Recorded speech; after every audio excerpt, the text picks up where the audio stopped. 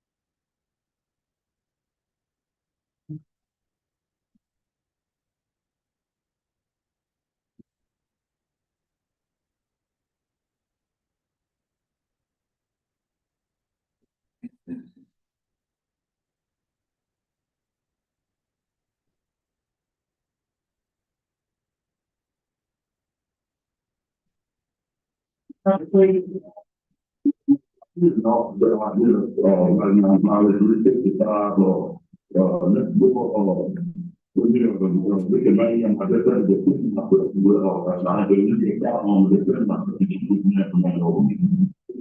okay, well, what happened with the video? I'm just cleaning up, on the area that I got signed with the fine person, I'm just cleaning up and going to the. You pulled it off, yeah? So now, I put my dog, because I hear that it's kind of like open, and I jumped into the with my foot. Yeah, I'm good, or need to be told now. That's what I need to say. It's not loaded now. It's not going to be put in. It's not. I'm doing it.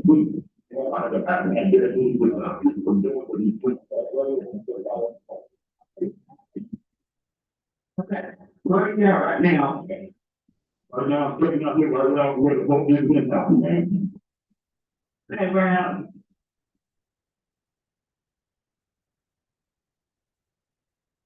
We'll call it 30. Yeah. With the other side was done. Okay, and where's your gun at? I think right in the hand. And you're gonna have to put that gun down before the officer gets there. You go back to your house, where's your dog at? Good dog, go back to your house, and I'll have the officer come over there. Where do you live at?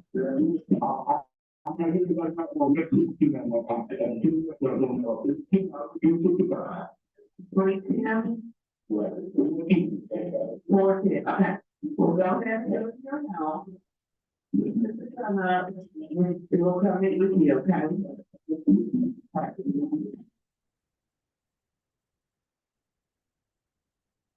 We had to turn it off. The simple thing.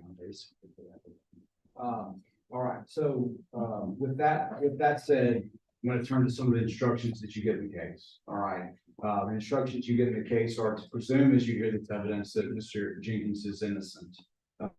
You're supposed to hold the prosecution to its burden in this case, which is beyond reasonable doubt. The instructions also detail, in self-defense in particular, that Mr. Jenkins can have a justification for his actions. He can have a justification for his actions in this case if, again, you take Joel Bronson's testimony as true, which is that his dad gunned it, and that with the truck facing in the direction of Mr. Jenkins, the engine was revved as he's making this full U-turn move that we discussed during his testimony. That testimony is not consistent with Mr. Lane's testimony about the activities that took place with respect to that vehicle. But on these instructions, importantly, you are to view this from the standpoint of Mr. Jenkins, and the court instructs you to take his viewpoint of this. So as you consider these particular details, you put your mind in his body and you imagine that truck in front of you, and you imagine the backdrop of all these things that had happened in the past, and you imagine that then Elgin Jenkins recognizes that Mr. Lane is heading in his direction, and that he has basically one move, one chance with a gun that is unloaded in reach that he's been cleaning, that he knows is there because he's been cleaning it. He has no bullets in that gun, and he gets one good bluff as he goes, and he reaches for that gun, and it worked. And his testimony is, had he not done that, he wouldn't be here. Okay. I believe him because even Officer Broussard has suggested that Ricky Lane should have just run over Elgin Jenkins in this case. And we don't think that that should have been allowed to happen without Mr. Jenkins having a right to do something, to live, to be able to testify, to be able to come to the court and tell you his side of it. And to the extent that there was not an investigation that was conducted that could rule out all reasonable doubt, well, you know, he gets at least this chance to come in and tell his side of the story. And that's why he took the stand. He wanted you to know from him exactly what he perceived. And that's how you were instructed that you should decide the self-defense part of this case from his perspective of this, from his viewpoint of this. Now, some of the law on that you heard during the case from Officer Broussard is inconsistent with the instructions that you are being given. If you'll remember, Officer Broussard talked about the Castle Doctrine, and he tried to make the claim that the Castle Doctrine to apply, that you were going to be instructed that Mr. Jenkins had to be on his property at his business That's where he had to be in order to establish that. The court is instructing you different than that. I want to bring your attention, this is what we mentioned before, but a person who has a right to be present at the location where the force is used, who's not provoked the attack, who's not engaged in criminal activity at the time the force is used, is not required to retreat before using force. And you're not even in this case to consider that whether he failed to retreat. So there's no requirement that Mr. Jenkins needed to retreat and then engage in this activity. And in the amount of time that passed, I'll suggest he would have been not able to do that. So there are really two ways that you could arrive at not guilty in this case. One way is to say, well, I've looked at the definition of serious bodily injury, and I am instructed to consider serious bodily injury, and that's not a presumed item charge in terms of my instructions. And I could decide, well, because it's an unloaded gun and because it did not work, and there was no possibility of serious bodily injury in this case, and you could find Mr. Jenkins not guilty for that reason. But the second reason that you could find him not guilty. Oh, you have an objection? Okay. What's your objection? I think it's misstating the law because they're not to consider whether the gun is loaded or not. The penal code is pretty clear that if the gun was loaded or not, it's irrelevant. That's not what I'm arguing, Joe. Okay, so that's what it seems like you're arguing to the jury. Make it clear because that's what it seems like you're arguing. Okay. So, questions and ladies and gentlemen of the jury, questions and comments of the attorneys do not constitute testimony and must not be considered as evidence. You must also disregard any statement of the attorneys that is inconsistent with the law contained in this charge. The arguments are not evidence, and you should give the arguments only consideration you feel they deserve during the evaluation of the evidence. Okay, Mr. Monk, you may proceed. Thank you, Your Honor. Serious bodily injury means in the charge bodily injury that creates a substantial risk of death or that causes death, serious permanent disfigurement or protracted loss of impairment of the function of any bodily member or organ. So that's not presumed in this case. That's why you get a definition, you get to decide that. But the second way that you could decide this case is in terms of the justification for self-defense. So you can move forward and consider the inconsistent stories of Bronson and Lane when you consider the facts of self-defense. Why did Wayne feel like he needed to avoid the dog being there? The dog was clearly there. The dog's on the video. The dog's handled by animal control. The dog is handled by Officer Bush. We know that the dog was there. We see that indication of that on the video. Why do they feel like that they need to deny that even though that's clearly at the scene? That is because it really puts them right there. It puts them where on his property. It puts him in close proximity to where Mr. Jenkins was, and it corroborates Mr. Jenkins' story, which was that he was working and they came on him and the dog alerted. The inconsistent stories of Lane and Bronson also are shown through those different descriptions of the activity with the vehicle. Inconsistencies, your job as a jury is to resolve those things in favor of the witness being the most credible. Okay. Mr. Jenkins has been consistent from his 911 call all the way to the end of the case when he testified. That gives his testimony greater credibility than Lane and Bronson with respect to this case. For the self-defense instruction, when you view it from Mr. Jenkins' standpoint, you also should consider that what he does is probably the least dangerous thing that could have been done under the circumstances. Lane and Bronson are also not consistent with their descriptions of the gun.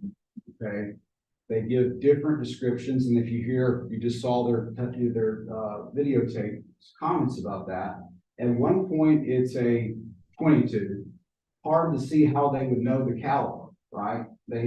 Hard to understand how they would even be able to offer that kind of a statement. That doesn't seem likely that they would know that. Seems like they're making it up. And then they offer different descriptions about the gun. One's a short barrel, one's a little longer, and they're sort of talking back and forth over one another, and we never get a clear, good description of what the gun looks like. We have short barrel 22 from Ricky. We have medium barrel with no caliber from Bronson. When the police arrive, Officer Bush is the first to get there. Okay, she goes immediately to Mr. Jenkins, and she does not make the decision to arrest. Extremely important. We talked about that with her at the witness stand. Based on what she had seen, and she'd been told there was a gun. Based on what she had seen, she did not see that there was any reason to do anything but continue to try to get the stories of the parties.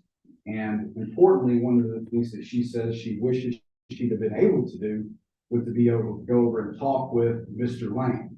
And I found that very interesting in terms of the testimony in this case, because you can see what she's saying with that. You can see that what she's saying is if Lane had been interrogated, if he had been asked some really hard questions, that at that stage of the case, we could have decided this is not something we should go forward with because this issue of self-defense is legitimate in this case. So it's interesting that she points out that could have been done. I thought that was very smart testimony from her. And from her, we also get testimony that Ricky Lane's conduct would be deadly conduct. And that's important for your considerations in the charge where there's a requirement that there be some criminal activity associated with this attack. Well, the attack is by the vehicle. We walked through that the vehicle can be a deadly weapon. We walked through that when the truck is in front of you and the engine is revved, that she admitted that that would be deadly conduct. And that's the conduct that Elgin Jenkins defended himself from, and that follows the language of the charge as well. Now, Officer Broussard tried to indicate that he did investigate this.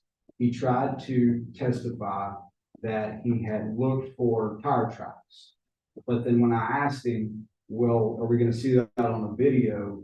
He did change his testimony, and he basically has to say that he never really interrogates Mr. Jenkins because he does not read him his Miranda rights. So there's no real questions other than where's the gun? Let's try to find out where the gun is in the immediate situation, and I'll give him that exception. Okay, I want law enforcement to protect citizens too. We want the gun to be found. We don't want any harm if that's what's going to happen. So we give him that. But then at what point does he get his side of the story? At what point does he get to hear the facts that Officer Bush has heard some of, but admittedly, y'all been in this trial, it's a little bit longer story. You know, there's a little bit more to it, and you have to have a little bit more time devoted to that to be able to get to the heart of it. I think it's also interesting that Officer Bush points out an inconsistency with Officer Broussard's testimony about the availability of the dispatch information. Officer Bush has that information, sees Ricky Lane is not cooperative, sees that Elgin Jenkins has already admitted that there's a gun, and she includes that in her report. Officer Broussard, on the other hand, says, oh, we don't get any access to any dispatch information. We don't have access to that, so I wouldn't know anything about what was going on and whether Ricky Lane was cooperative about answering the questions about his location or not. And the reality is, look, he does have that stuff. Officer Bush says we routinely get that stuff. So he Mr. Monk, you have 10 more minutes. Thank you, Your Honor. He disregarded that information is what happened. Now, when Officer Broussard is asked about, well, what's a proper investigation? He says you're supposed to get both sides of it. So even after he gets a chance to state that that's the proper way to do it, we don't see that developed in the case. And I think that's the problem. I think that's why we're in trial. I think that's why the charge was brought to begin with. Highlights from Mr. Jenkins' testimony. A few things to clear up. He doesn't have a home on this property. He was asked by dispatch about this. He does not have a home on this property, but he did go back. He was mostly working around that tree. He has an obligation to continue to mow his grass and weed eat the property, or else he's going to get fines and things. So he has to go out there and maintain his property until he can get it sold. But he doesn't want to be involved in this anymore. This has gone on so long and it's gotten to be too much. And what he wants to do is he wants to sell the land. He wants to be out of this. But in the meantime, he's got to be able to go out there and have some peaceful existence. Otherwise, he's not going to be able to market his property and sell it. And he's going to get fined to the point where they may take his property. There were a few times in the case where Mr. Jenkins' inability to hear as well as everyone without any disability and without military service, quite frankly, that would have caused that kind of thing. Did create a couple of concerns during the case where it looked like maybe Mr. Jenkins was possibly on the call trying to avoid answering about the gun. That's not what was going on, okay? He says about the gun first. He's asked about the gun. He doesn't hear that question. And then when he's asked about the gun, he hears it, he answers it. So I don't want you to think just because he didn't hear a question that somehow he didn't try to answer it. All of his efforts were to try to be honest. And when he was on the witness stand, he tried to do the same thing. Officer Broussard calls him a good man. That's my experience with him too. It's a bad situation. He did have to defend himself, and ultimately, I think that's the justification that would allow you to find him not guilty of this defense. Jenkins testifies that his dog alerts him, that his dog brings his attention to the issue. He mentions his dog in a 911 call. So the details again are consistent throughout the case. Mr. Jenkins had a right to be both on the easement and in his property. So there's nothing wrong about where he was. Nobody complained about that. Nobody said there was any illegal conduct with respect to that. So at the end of the day, I think the prosecution's case has mostly been about that they're trying to convince you that this case is not about the gun, it's about Mr. Jenkins' deadly conduct in this case, and that's what they've tried to focus on. This case is actually about Ricky Lane's deadly conduct that Officer Bush testified to that was directed at Mr. Jenkins, and what Mr. Jenkins did to defend himself from that deadly conduct that was directed at him, face forward. The self-defense instruction supports that. You have the law and the instructions to acquit Mr. Jenkins on that basis. And so we would ask that you find Mr. Jenkins not guilty, and that is on the basis of the self-defense, in his own words, that he was able to tell you and finally get his side of the story in this courtroom. Thank y'all.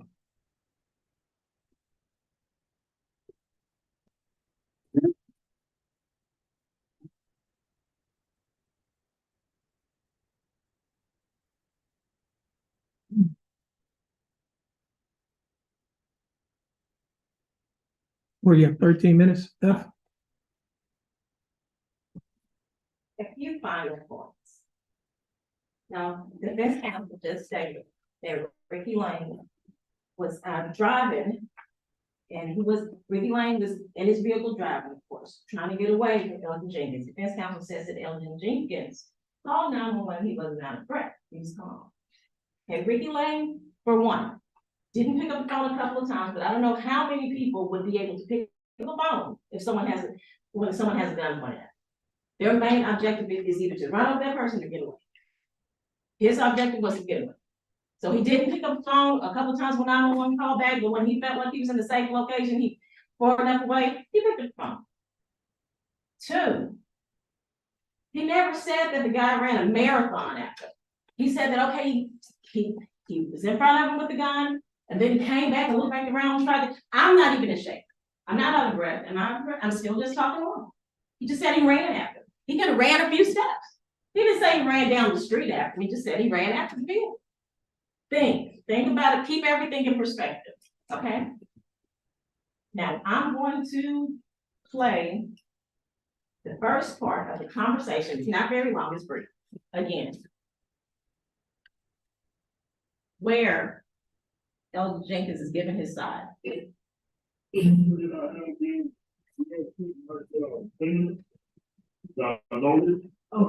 tell from the beginning what happened. Did you not get on the property? How did you on the property prior? This is how my place is getting on the property. Okay, I was wondering how, I had been over in a while. The movie over there, so I got fined by the TCC to Okay. and that's what we're doing. And I got a team because they keep destroying everything. And what he did is put tax, so I have to clean this, go through this place, and then we get a process of cleaning. I started moving that over here from what I committed. I drug it over there with my truck. And while I was sitting there taking a rest, that's what he did. This time in the morning when he needed to do this. Now, when it's coming through, my dog is gonna automatically kick in me. And that's what I try to do, stop him to take a look at that. That means that the big container is dripping in water, and it's making mosquitoes and flies and it stinks. It stinks like you wouldn't believe. And that's what I was stopping him from doing, because you don't do that. Enough is enough. So who pulled the gun out? I did. I asked him to stop. You pointed it at him? Yes, I did. Yes, I did. If I'm wrong, I'll take any consequence that comes to me, because it got to stop. What do you say you just did? What I walked up on? What I did, I'm pulling on these things, I'm sitting over there with me and my dog, he got in that big white truck, okay? Okay, he seen me out here cleaning this thing, okay? Then he come across it and I'm telling him to stop, okay? And the only way I got him to stop was to have it, I took the thing, I flipped the thing back in, it's not loaded. Doesn't matter. I understand. So he was explaining, he explained to Officer Bush, he's explaining to Officer Broussard, and it wasn't until, and he already was pointing, so he's pointing at that point. We can't see it, but he's pointing at that point where his version of whatever this act occurred. Officer Broussard still came to the same conclusion. Doesn't matter. You're in the wrong. He made that conclusion based on his experience. Okay. So let's go back to this dog. I have a dog, I love a dog. Why did Ricky Lane not see the dog? He would have saw it if he was on his property. If he was on Elgin Jenkins' property, he would have saw the dog. Think about that.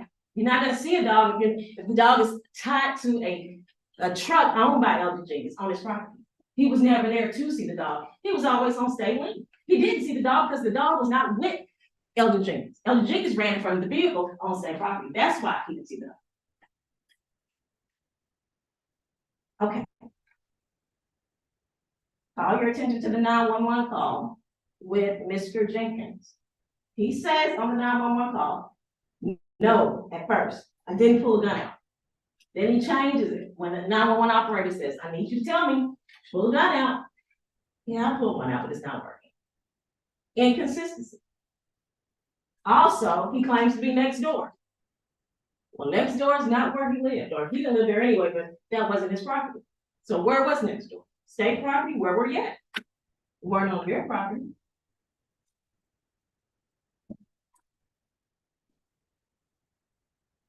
So how does Ricky Lane ID the gun? Well, some people are gun people, and some people can really eyeball and make a good estimate of, oh, you know what, that looks like a 22. My husband is one of them. So he can just look at it far away. Oh, that looks like a 9mm. I'm not a gun person, but he can. So we can't critique and say, oh no, how do you know? How do you know? Well, you're not a gun person, maybe you don't know. But it doesn't mean Ricky Lane didn't. Also, none of the officers, and Sergeant Bush is a sergeant. She's been on the force for many years. She didn't think that the arrest was not justified. She could have spoke up and said, you know what, this arrest is not justified. I'm not comfortable here. Let's ask more questions. She was comfortable enough to initiate the arrest. Okay, you know what? I have enough evidence before me. I'm gonna go ahead and arrest her. Officer Broussard did go to speak with Mr. Jenkins. I just replayed that. Officer Bush stayed with Mr. Jenkins the longest, and she testified to what she determined. But both officers did go speak to Mr. Jenkins.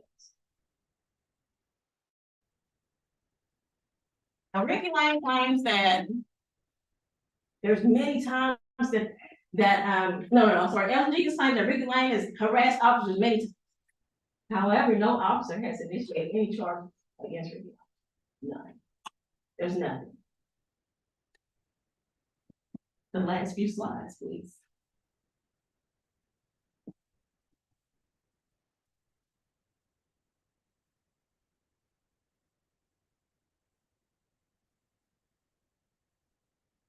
So while he's setting up, I want you guys to reflect, everybody on this jury to reflect on.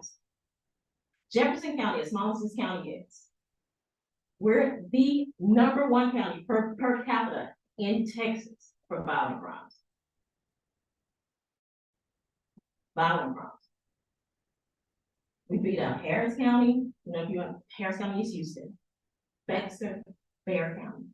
We beat all the big counties. We beat them out for violence. Seems like somebody is dying almost every day. We're also number 4 in the nation, the entire nation, including Los Angeles, Miami-Dade. We number 4 in the nation, as small as this county is, for violence.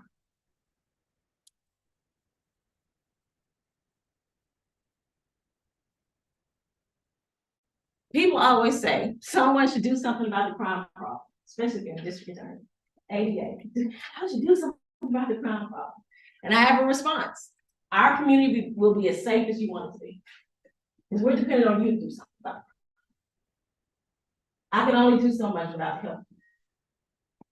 So remember this phase, we're not worried about punishment, put them away. I just need a guilt innocent. And I want you to go back, deliberate, look at all the evidence. You have 5 minutes. After looking at all the evidence, I want you to render a verdict of guilty against LMG. Thank you.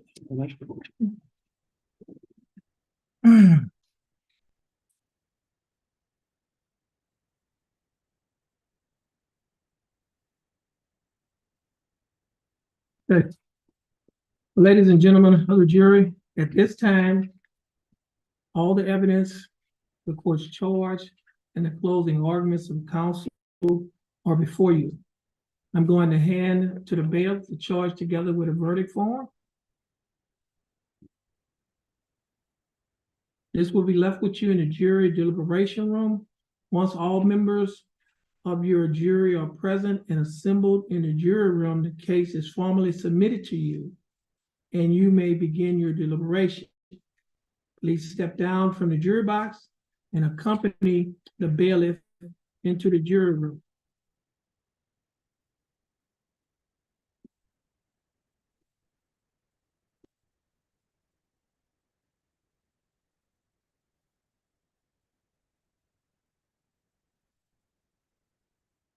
We stand in recess until the jury has reached a verdict.